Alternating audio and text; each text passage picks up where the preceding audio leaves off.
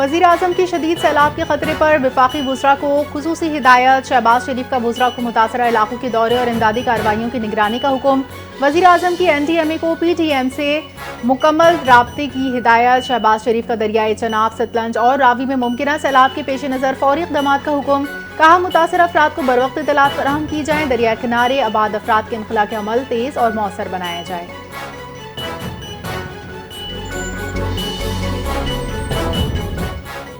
بھارت سے راوی میں 2,10,000 کیوسک کا ریلا داخل، شہریوں کو نقل مکانی کی ہدایت۔ نالا ڈیک میں سیلابی ریلے سے پل ٹوٹ گیا، چناب اور ستلج میں بھی انتہائی اونچے درجے کا سیلاب۔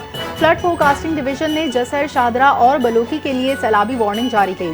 پاک پتن، بہاولپور، بہاڑی، اوکاڑا کے نشیبی علاقوں سے ہزاروں افراد کا انخلاء۔ ہیڈ سلیمانکی پر 1,05,000 کیوسک کا سیلابی ریلا گزر رہا ہے۔ ہیڈ گنڈا سنگھ والا پر پانی کی سطح 22 فٹ سے تجاوز کر گئی۔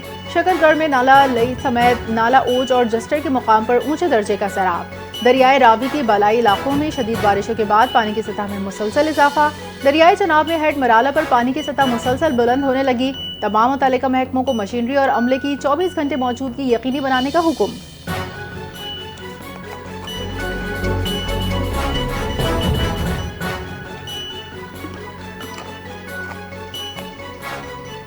بھارتی ہائی کمیشن کی جانب سے پاکستان کو سیلاب سے متعلق نئی معلومات فراہم۔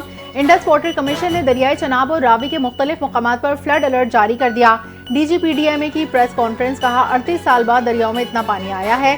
راوی میں 1988 کے بعد اتنی بڑی مقدار میں پانی آیا۔ آج رات 10 سے 12 بجے کے درمیان شاہدرہ سے بڑا سیلابی ریلا گزرے گا۔ عرفان کاٹیا نے بتایا کہ تمام تر حفاظتی اقدامات مکمل ہیں، جانی نقصان کی امید نہیں۔ سیلاب جب تک رحیم یار خان سے نہیں گزرتا، پنجاب کے لیے چیلنج برقرار رہے گا۔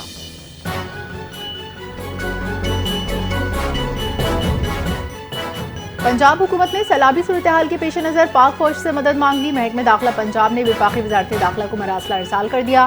لاہور، قصور، سیالکوٹ، فیصل آباد، ناروال، اوکاڑا میں فوج سے مدد طلب۔ ریسکیو 1122 سول ڈیفنس اور پولیس پہلے ہی امدادی کارروائیوں میں مصروف ہیں۔ 6 اضلاع میں فوج کی تعداد ضلعی انتظامیہ کی مشاورت سے طے کی جائے گی۔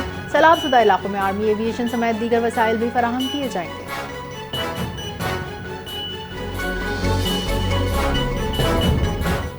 بھارت کی جانب سے پانی چھوڑنے کے بعد پنجاب میں سیلابی صورتحال سنگین۔ دریائے ستلج، راوی، چناب میں پانی کی سطح خطرناک حد تک بلند۔ کرتارپور کے قریب دریائے راوی کا حفاظتی بند ٹوٹ گیا۔ سیلابی پانی کرتارپور گردوارے میں داخل، یاتری شدید مشکلات کا شکار۔ دربار صاحب کرتارپور کے احاطے میں 4.4 فٹ تک پانی جمع۔ سیلابی ریلا ناروال چکرگڑھ روڈ عبور کر گیا، ٹریفک مکمل بند۔ کرتارپور میں 200 سے 300 افراد سیلابی پانی میں پھنس گئے۔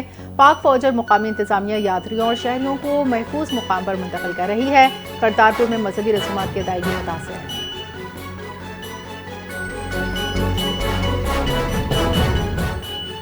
فیلڈ مارشل عاصم منیر سے ایرانی army chief major general Abdolrahim Mousavi کا ٹیلیفونک رابطہ۔ پاک ایران آرمی چیفز کا مشترکہ سرحدوں کو محفوظ بنانے اور سرحدی دہشت گردی کے خاتمے پر تعاون پر زور۔ ایرانی فوج کے سربراہ کی سیلاب متاثرین سے ہمدردی، کہا ایران پاکستانی بھائیوں کی مدد کو باعث فخر سمجھتا ہے۔ میجر جنرل موسوی نے کہا ایران ہر ممکن تعاون فراہم کرنے کے لیے تیار ہے۔ دونوں ممالک مختلف شعبوں میں تعاون کو مزید فروغ دے رہے ہیں۔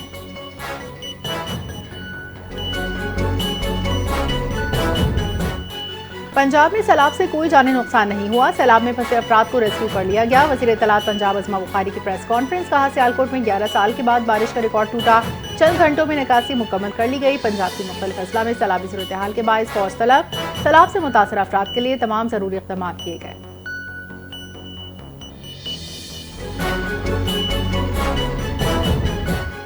وزیر اعلیٰ پنجاب کا شکر گڑھ میں سیلابی ریلے میں پھنسے 25 افراد کو بحفاظت نکالنے پر اظہار تشکر۔ مریم نواز نے شکر گڑھ انتظامیہ اور ریسکیو ٹیم کو شاباش دی۔ ہر جان قیمتی ہے، 25 افراد کو ریسکیو کرنے والے قومی ہیرو ہے۔ اپنے بیان میں کہا سیلاب قدرتی آفت ہے، مگر عوام کے جان و مال کی حفاظت ہر صورت یقینی بنائیں گے۔ دریا اور ندی نالوں کی گزرگاہ سے دور رہا جائے، محفوظ مقام پر بروقت منتقل ہونا ضروری ہے۔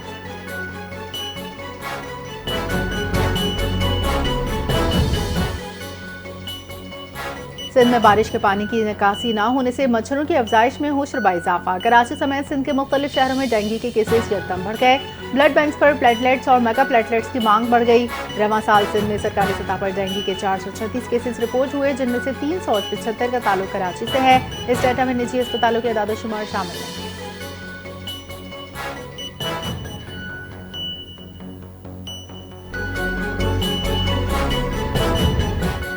جہاں جیت کا یقین ہو وہاں مقابلہ، جہاں ہار ہو وہاں بائیکاٹ۔ پی ٹی آئی کو عوامی اعتماد نہیں، سرکاری مشینری پر بھروسہ ہے۔ خواجہ آصف کی پی ٹی آئی کے ضمنی الیکشن بائیکاٹ پر شدید تنقید، کہا خیبر پختونخوا میں اپنی حکومت ہے، وہاں الیکشن لڑنے کو تیار ہیں۔ پنجاب میں عوامی طاقت سے شکست یقینی ہے، اس لیے راہ فرار اختیار کی۔ پی ٹی آئی پنجاب میں عوامی فیصلہ سننے کی ہمت نہیں رکھتی۔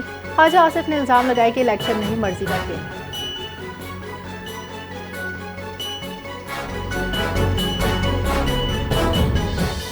پی ٹی آئی کا انہیں 129 لاہور کے ضمنی الیکشن میں حصہ لینے کا اعلان، بانی پی ٹی آئی کا مکمل اعتماد حاصل ہے، شکریہ ادا کرتے ہیں۔ پی ٹی آئی کی سیاسی کمیٹی کا اعلامیہ جاری، سیاسی معاملات پر مزید مشاورت سیاسی کمیٹی کے سپرد کر دی گئی۔ سیاسی کمیٹی کے اجلاس میں توشہ خانہ ٹرائل کی جیل میں روزانہ سماعت پر گہری تشویش، روزانہ سماعت سے ملزمان کے بنیادی حقوق متاثر ہوں گے۔ 9 مئی مقدمات میں نااہل ارکان کو پی ٹی آئی اپنا حقیقی نمائندہ تسلیم کرتی ہے، نااہل ارکان کے حلقوں میں ہونے والے ضمنی انتخابات کا بائیکاٹ کیا جائے گا۔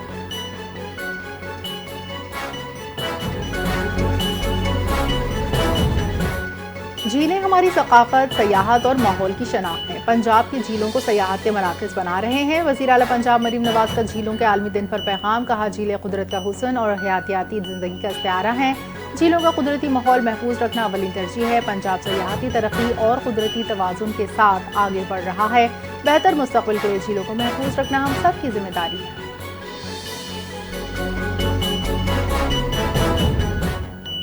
بلوچستان بھر میں آٹے کی قیمت رواں سال کی بلند ترین سطح پر پہنچ گئی۔ بلوچستان میں پچھلے 10 روز کے دوران 7,000 روپے تک دستیاب 100 کلو بوری کی قیمت میں 2,000 روپے اضافے کے ساتھ ایک بوری 9,000 روپے کی ہو گئی۔ ڈیلرز کا کہنا ہے کہ سندھ پنجاب میں طوفانی بارشیں گندم کی قیمت میں اضافے کے سمیت کئی وجوہات کو جواز بنا کر مل مالکان خود ساختہ اضافہ کر رہے ہیں۔ فلور ایسوسی ایشن کا کہنا ہے کہ اوسط قیمت میں اضافے کا رجحان صرف چمن تک محدود نہیں بلکہ صوبے بھر میں ہے۔ یہی رجحان رہا تو اگست کے اختتام تک آٹے کی قیمت میں مزید اضافے کا امکان ہے۔